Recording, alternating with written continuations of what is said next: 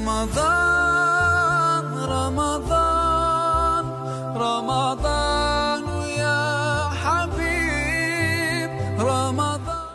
اعوذ باللہ من الشیطان الرجیم. بسم اللہ الرحمن الرحیم. الحمد للہ رب العالمین والصلاة والسلام علی اشرف الانبیاء والمرسلین سیدنا و مولانا ابی القاسم محمد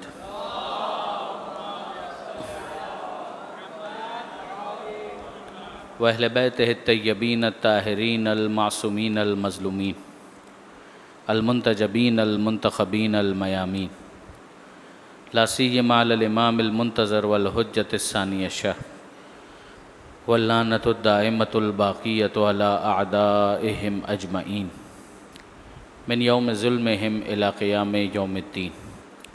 اللہم انا نرغب الیک فی دولۃ کریمہ تعز بها الاسلام واہلہ وتذل بها النفاق واہلہ وتجعلنا فیہا من الدعاة الی طاعتک والقادة الی سبیلک وترزقنا بها کرامة الدنیا والآخرہ. رب اشرح لی صدری ویسر لی امری واحلل عقدۃ من لسانی یفقہوا قولی واجعلنی خالصا لوجہک الکریم یا اللہ. صلوات علی محمد وآل محمد. اما بعد. برادران عزیز و خاران محترم، اعمال شب عید مقدمے کے طور پر یہ 15 منٹ کی کچھ سماع خراشی ہے. یہ شب جسے ہم شب عید کہتے ہیں، اس کی اہمیت روایات کے اندر اس قدر بیان کی گئی کہ یہ کہا گیا کہ شب قدر سے اس کی اہمیت کم نہیں ہے. یعنی جتنا اہتمام ایک انسان شب قدر کے لیے کرتا ہے اتنا ہی اہتمام اس رات کے لیے بھی اسے کرنا چاہیے. اور گویا یہ پروردگار عالم کی بارگاہ میں عذر خواہی بھی ہے، ایک طرح سے اپنا ایکسکیوز پیش کرنا ہے کہ اے پروردگار، ایک مہمان تیری طرف سے ہمارے پاس آیا تھا جسے تو نے محترم قرار دیا تھا. ہم نے اپنی کوشش کی کہ کسی طریقے سے اسے لک آفٹر کریں، اسے ویل ریسیو کریں اور اس کی حرمت اور اس کا احترام جو ہے اس کا پاس اور لحاظ رکھ سکیں. جتنا ہم کر پائے مگر سچ یہ ہے کہ حق تو یہ ہے کہ حق ادا نہ ہوا. تو اے پروردگار، ہم تیری بارگاہ میں معذرت چاہتے ہیں، لیکن یہ بھی طے ہے کہ تیرے کرم سے ہم اس بات کو بعید نہیں سمجھتے کہ جو کوششیں ناقص ہی صحیح ہم نے کی ہیں تو انہیں اپنی بارگاہ میں شرف قبولیت عطا فرما. خاص طور پر ماہ رمضان کے اختتام پر بعض علماء نے تو تاکید کی کہ شب عید میں بھی کہ دعائے وداع ماہ رمضان جو صحیفہ کاملہ میں ہے اس کی تلاوت کی جائے. آج کے ایجنڈے میں دعائے وداع ماہ رمضان بھی انشاءاللہ ہے. اگر آپ اس دعائے وداع ماہ رمضان کو دیکھیں کہ جس کے اندر ماہ رمضان کو الوداع کہا جا رہا ہے، بہت مختصر دعا بھی نہیں ہے لیکن بہت طولانی بھی نہیں ہے. ہو سکتا ہے 15 منٹ شاید ہم اس میں بھی صرف کریں گے. اس دعائے وداع ماہ رمضان کا اگر فارمیٹ یا اس کا طریقہ کار ہم دیکھتے ہیں تو اس میں ہمیں اندازہ ہوتا ہے کہ ابتدا میں چوتھے امام مناجات کر رہے ہیں، پروردگار عالم کو مخاطب کر رہے ہیں، جو تقریباً ہر دعا کا انداز ہے کہ اس میں ابتدا میں پروردگار عالم کی تعریف اور توصیف ہوتی ہے، پروردگار عالم سے مناجات ہوتی ہے. پھر اس کے بعد پروردگار عالم کی مختلف نعمتوں کا ذکر ہے کہ جن کے ذریعے سے پروردگار عالم نے انسان کو موفق بنایا، توفیق عطا کی. یعنی آپ دیکھیں کہ کچھ چیزیں وہ ہیں کہ جو انسان کی مادی ضروریات ہیں کہ جن کے اندر بھی اگر توفیق پروردگار کی طرف سے نہ ہو تو انسان اس سے استفادہ کیسے کر سکتا ہے. یہ آنکھیں ہوں مگر اس میں نور نہ ہو تو کیا دیکھنے کے قابل ہوں گی؟ نہیں. تو یہ صلاحیت جو پروردگار عالم نے رکھی ہے یہ خدا کی طرف سے توفیق ہے، اس کو موافق بنایا ہے کہ انسان اس کو دیکھ سکے. اسی طرح سے پروردگار عالم نے دوسری بہت ساری چیزیں ہیں کہ جو انسان کے وجود کے اندر ہے، وہ سب نعمتیں ہیں اور انسان کے لیے بہت مناسب ہے کہ وہ مختلف موقعوں پر پروردگار عالم کی ان نعمتوں کو یاد کرے تاکہ وہ منعم، نعمت دینے والا جو ہے اس کی طرف متوجہ ہو سکے اور اس کا شکریہ ادا کر سکے. یہاں پر خاص طور پر چوتھے امام جس توفیق پروردگار کا ذکر کرتے ہیں وہ معنوی اعتبار سے، کہ معنویات کے حوالے سے، روحانی اعتبار سے جو ایلیویشن ہے، ایک انسان جو اسپریچولی اپلفٹ ہوتا ہے، اس کے حوالے سے بھی پروردگار عالم نے انسان کے لیے بہت کچھ اہتمام کیا. مثلا پروردگار عالم نے جتنی عبادتوں کو واجب کیا ہے تو ظاہر ہے کہ خدا بے نیاز ہے، وہ غنی علی الاطلاق ہے. خدا کو نہ میرے سجدوں کی ضرورت ہے نہ آپ کی نماز کی ضرورت ہے. ہم سب مل کر سجدہ کریں تو خدا کی توحید میں کوئی اضافہ نہیں ہوتا، ہم انکار کریں تو خدا کی توحید میں کوئی کمی واقع نہیں ہوتی. مگر یہ انسانیت کا شرف ہے، یہ انسان کے انسان ہونے کا تقاضا یہ ہے کہ وہ خود اختیاری طور پر اتنی معرفت حاصل کرے کہ جہاں اسے یہ احساس ہو کہ اس کا خالق وحدہ لا شریک ہے، اور جتنی زیادہ وہ عبادت کرے گا اتنا وہ خدا سے قریب ہوگا. یہ خود اس کے اپنے شرف کے لیے، اس کے اپنے ایلیویشن کے لیے. تو وہاں پروردگار عالم نے ان عبادتوں کو رکھا. امام اس کے اندر باقاعدہ اس دعائے وداع ماہ رمضان میں ماہ رمضان تک پہنچنے کے لیے ان عبادتوں کا ذکر کرتے ہیں اور فرماتے ہیں کہ ان منتخب فرائض اور مخصوص واجبات میں سے ماہ رمضان کو قرار دیا. یعنی جہاں تو نے مثلا روزانہ کی 5 نمازیں واجب کیں، دوسری عبادتیں تو نے ہم پر فرض کیں، انہی میں سے ایک یہ بھی ہے کہ تو نے ماہ رمضان کے روزے ہم پر فرض کیے کہ اس کے ذریعے سے ہم کیا حاصل کریں، اس کے ذریعے سے ہم تیری قربت کو حاصل کریں. یہ تیری طرف سے انسان کے لیے ایک احسان ہے کہ اس راستے سے وہ خدا کی طرف آ سکے، ورنہ وہ بھٹکتا رہتا. اپنے طور پر اس کے دل میں احساس بھی ہوتا کہ مجھے اپنے خالق کی عبادت کرنی ہے، کیسے کرتا، اس کو سمجھ میں نہ آ رہا ہوتا. مگر یہ پروردگار کا احسان ہے کہ اس نے اس دستور العمل کو دیا، اس طریقہ کار کو دیا کہ دیکھو یہ میرا طریقہ ہے، اس طریقے کے مطابق چلو گے تو مجھ سے قریب ہو جاؤ گے. لہٰذا ہم ہر عبادت کی نیت میں یہ ارادہ کرتے ہیں کہ قربتاً الی اللہ، کہ ہم پروردگار سے قریب ہو رہے ہیں، حکم خدا کو انجام دے رہے ہیں. تو امام یہ فرماتے ہیں کہ بار الہ تو نے ان منتخب فرائض اور مخصوص واجبات میں سے ماہ رمضان کو قرار دیا، جسے تو نے مہینوں میں امتیاز بخشا اور تمام زمانوں میں اسے منتخب فرمایا. ہر زمانہ خدا کا زمانہ ہے، ہر دن خدا کا دن ہے، ہر لمحہ خدا کا لمحہ ہے. مگر اس میں اگر پروردگار نسبت کے اعتبار سے کسی مخصوص وقت اور زمانے کو شرف عطا کر رہا ہے، جیسے خانہ کعبہ کو، ہر زمین خدا کی زمین ہے، ہر جگہ خدا کی جگہ ہے، مگر خانہ کعبہ کو خدا اپنا گھر کہتا ہے. یہ اس کا ایک شرف ہے اس نسبت کے اعتبار سے. زمانوں کے اندر پروردگار عالم نے ماہ رمضان کو جو فضیلت بخشی ہے اس کی طرف امام متوجہ کرتے ہیں. اس میں روزے واجب کیے، نمازوں کی ترغیب دی، اس میں شب قدر کو بزرگی بخشی جو خود 1000 مہینوں سے بہتر ہے. پھر اس مہینے کی وجہ سے تو نے ہمیں تمام امتوں پر ترجیح دی اور دوسری امتوں کے بجائے ہمیں اس کی فضیلت کے باعث منتخب کیا. چنانچہ ہم نے تیرے حکم سے اس کے دنوں میں روزے رکھے اور تیری مدد سے اس کی راتوں میں عبادت انجام دی.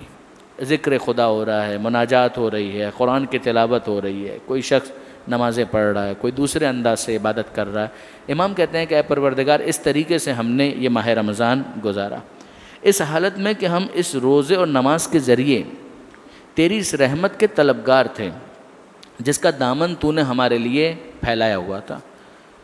جیسے پروردگار عالم کی طرف سے گویا رحمت جو ہے وہ مختلف درختوں کی شاخوں کے اوپر لٹکی ہوئی ہے، وہ موجود ہے، وہ ہینگ ہے، اور ایک انسان ہے وہ آگے بڑھ کر ان رحمتوں کے پھلوں کو توڑنا چاہتا ہے. تو اس کے لیے طریقہ کیا ہے کہ وہ روزہ رکھے اور اس پھل کو توڑ لے. وہ پروردگار عالم کی بارگاہ میں سجدہ ریز ہو اور گویا وہ کوالیفائی کرتا ہے. جیسے جیسے یہ کرتا جاتا ہے اس کے ہاتھ میں ٹوکن آتا جاتا ہے کہ اب یہ تمہارے لیے الاؤڈ ہے، اب اس پھل کو لے سکتے ہو، اب اس رحمت کو حاصل کر سکتے ہو. تو اے پروردگار ہم اس بات کے امیدوار تھے کہ یہ جو ہم عبادت کر رہے ہیں اس کے ذریعے سے ہم کیا حاصل کریں گے، ہم تیری رحمت کے حقدار بن جائیں گے، ہم تیری رحمت کے حاصل کرنے والوں میں شامل ہو جائیں گے جس کا دامن تو نے ہمارے لیے پھیلایا ہے. یعنی ایسا نہیں ہے کہ وہ ہماری ریچ میں نہیں ہے، وہ ہمارے لیے گیٹیبل ہے، وہ ایک ڈویبل جاب ہے، ایک ایسی چیز ہے کہ جس کو ہم کر سکتے ہیں. تو نے ہمارے لیے آسان کر دیا، ہمارے لیے اس کو موافق بنا دیا. پھر اس کے بعد فرماتے ہیں اور اسے تیرے اجر و ثواب کا وسیلہ قرار دیا. پھر آگے جا کر امام ارشاد فرماتے ہیں اب ہم اس مہینے کو رخصت کرتے ہیں اس شخص کے رخصت کرنے کی طرح جس کی جدائی ہم پر شاق ہے. کبھی ایسا ہوتا ہے کہ انسان زبان سے کچھ نہیں کہتا مگر مہمان بہت باہر ہوتا ہے، اس کے لیے اس مہمان کو فیس کرنا بہت مشکل ہوتا ہے. وہ کہتا ہے کہ نہیں جتنی جلدی ہو سکے، بس ایک آ تو گیا ہے لیکن کسی طریقے سے اس کو رخصت کرنا ہے. ایک یہ کیفیت ہوتی ہے کہ نہیں مہمان جا رہا ہے، وہ اس کو روک بھی نہیں سکتا، مگر اس مہمان کی رخصت جو ہے وہ دل کے اوپر بہت زیادہ شاق ہے. وہ فیل کر رہا ہے کہ یہ جدائی میرے لیے بہت مشکل ہے, میں کس طریقے سے اس جدائی کو سہوں گا. یہ جو کیفیت ہے اس کیفیت کے ساتھ ہم ماہ رمضان کو اے پروردگار رخصت کر رہے ہیں, جس کا جانا ہمارے لیے غم افزا اور وحشت انگیز ہو, اور جس کے عہد و پیمان کے نگہداشت, عزت و حرمت کا پاس اور اس کے واجب الادا حق سے سبکدوشی ازبس ضروری ہو. اس لیے ہم کہتے ہیں, ہماری زبان پر یہ جملے ہیں. اب اس کے بعد جو امام نے انداز اختیار کیا ہے وہ زیارت والا انداز ہے.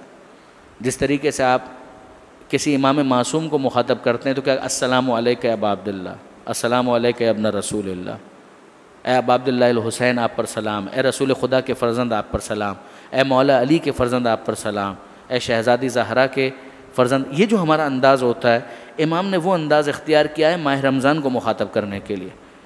امام ماہ رمضان کے لیے کہتے ہیں کہ اے پروردگار اب ہم کہتے ہیں اس مہمان کے لیے, کیا کہتے ہیں؟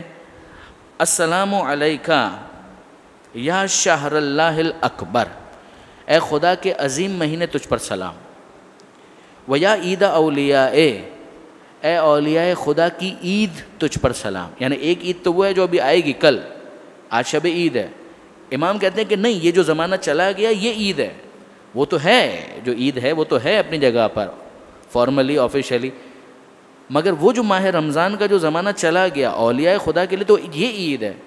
اے اللہ کے بزرگ ترین مہینے تجھ پر سلام, اے اولیاء خدا کی عید تجھ پر سلام.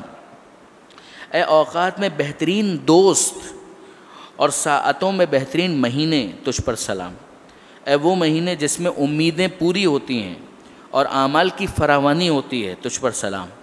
اے وہ دوست کہ جو موجود ہو تو اس کی قدر و منزلت بڑی ہوتی ہے اور نہ ہونے پر بڑا دکھ ہوتا ہے, اور وہ سرچشمہ امید و رجا جس کی جدائی الم انگیز ہے, تجھ پر سلام.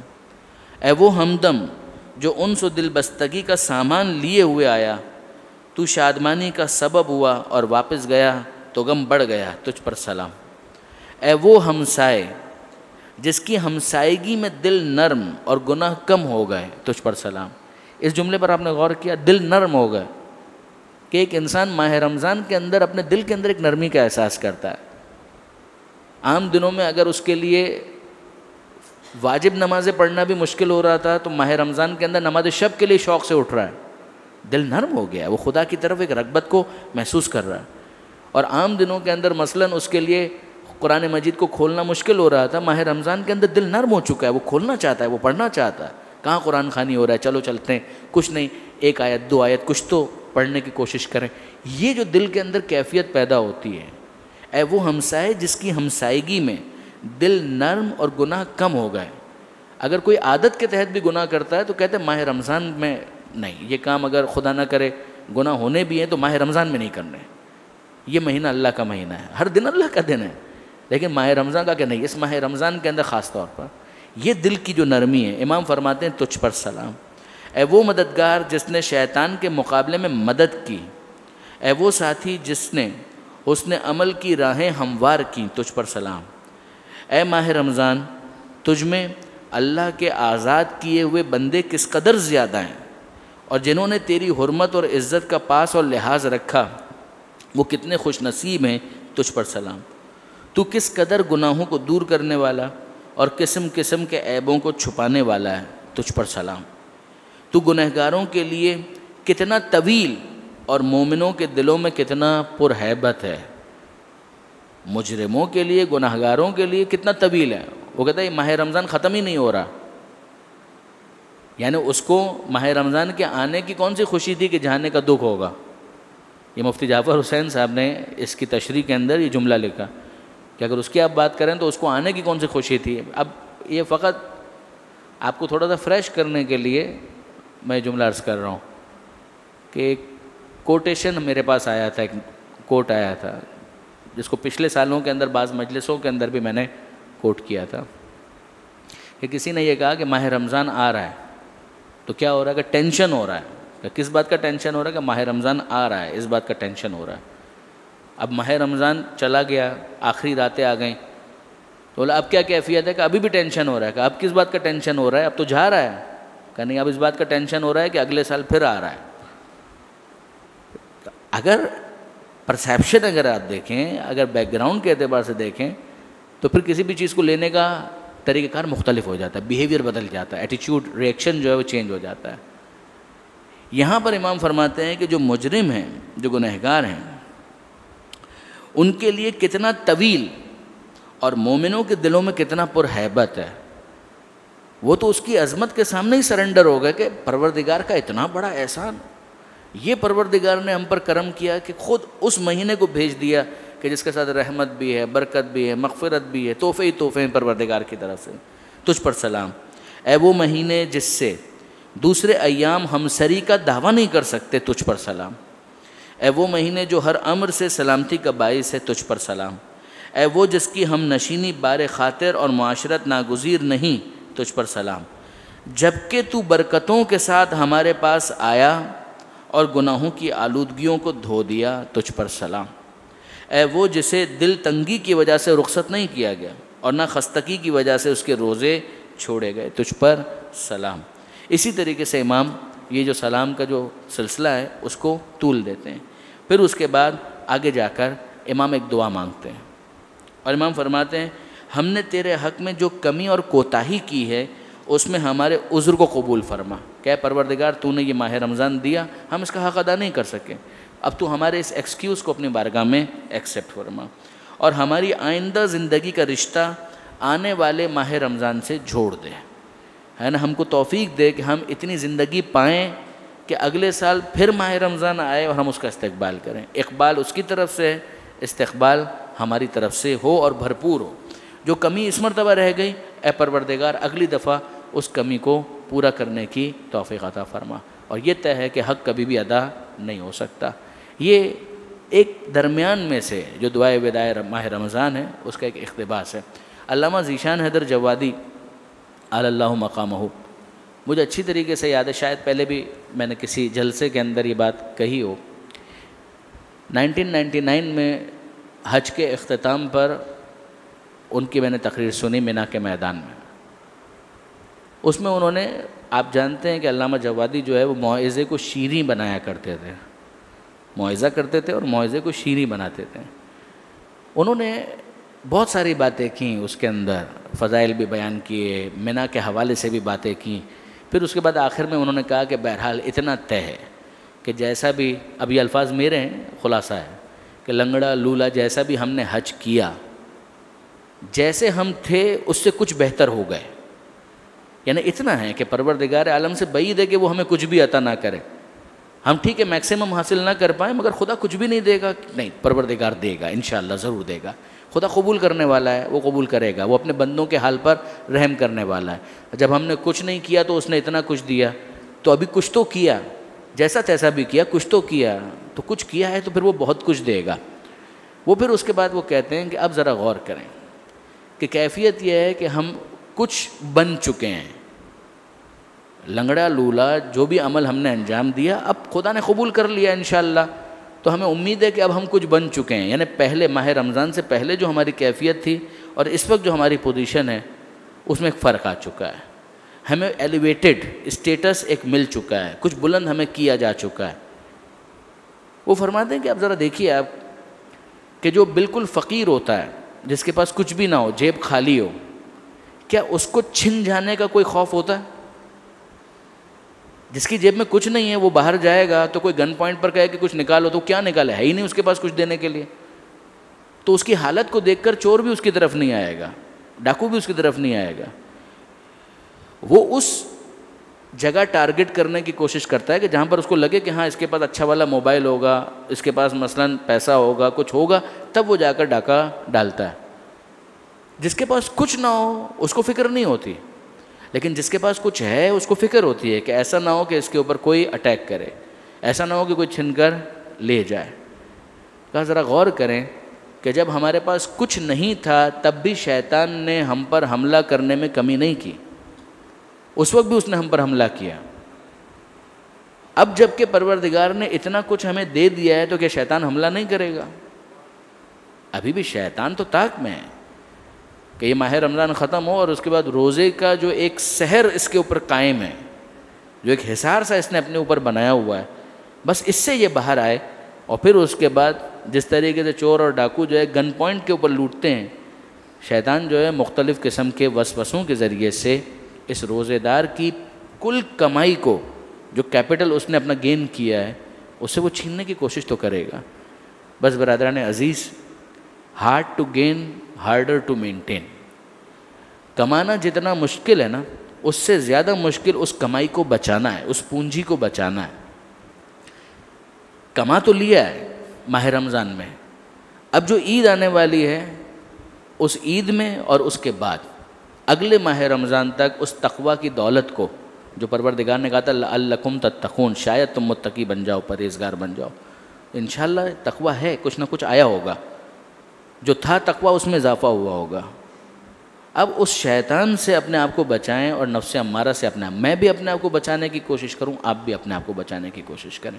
پروردگار عالم سے مختصراً اس وقت دعا مانگتے ہیں کہ اے پروردگار، تجھے واسطہ محمد و آل محمد کا ہماری ناقص عبادتوں کو اپنی بارگاہ میں قبول فرما.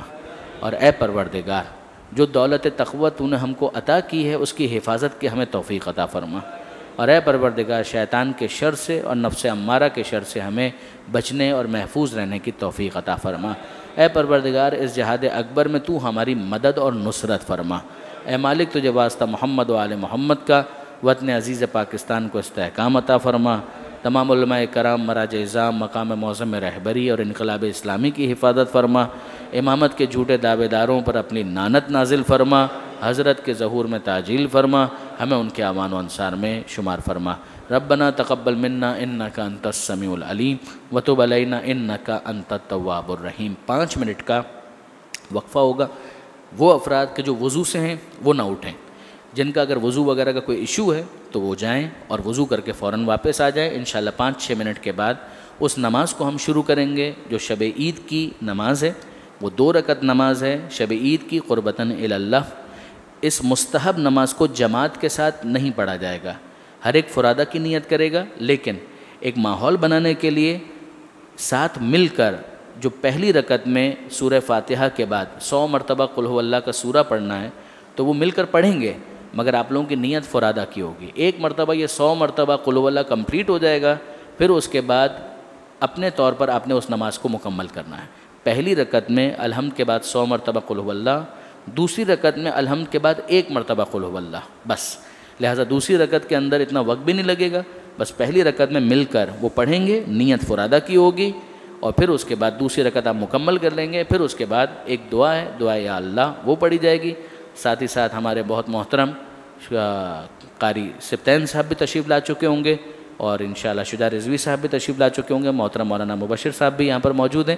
انشاءاللہ یہ سب مل کر اعمال کی رونق کو بڑھائیں گے. پروردگار عالم خلوص کے ساتھ ہمیں اس عبادت کو انجام دینے کی توفیق عطا فرمائے. درود بھیجیے محمد و آل محمد پر. رمضان